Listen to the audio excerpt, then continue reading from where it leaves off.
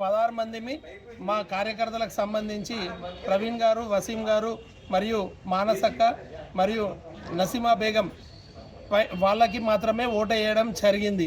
ఏదైతే ఈ TRS party, Congress పార్టీకి సంబంధించిన కౌన్సిలర్లు మళ్ళీ ములాఖత్ కావడం జరిగింది. ఈరోజు కాంగ్రెస్కు సంబంధించిన 3 కోఆప్షన్లు మరియు టీఆర్ఎస్కు సంబంధించిన ఒక కోఆప్షన్ ఎన్నిక కావడం జరిగింది. ముఖ్యంగా పట్టణ ప్రజలు దీన్ని పూర్తిగా గమనించాలి. అప్పుడు చైర్మన్ ఎన్నికల్లో కాంగ్రెస్కు సంబంధించిన వ్యక్తి చైర్మన్ కావడం జరిగింది మరియు వైస్ చైర్మన్గా టీఆర్ఎస్కు సంబంధించిన వ్యక్తి కావడం జరిగింది. కానీ బయట చెప్పుకోవడము, బయట కనబడము వేరే రకంగా కనబడాలని చూస్తున్నారు.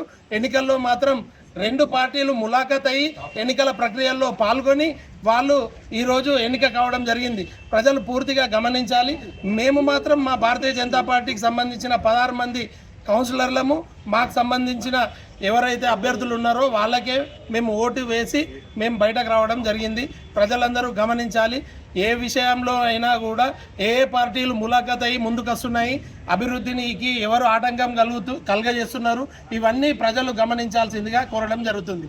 భారత్ మాతాకి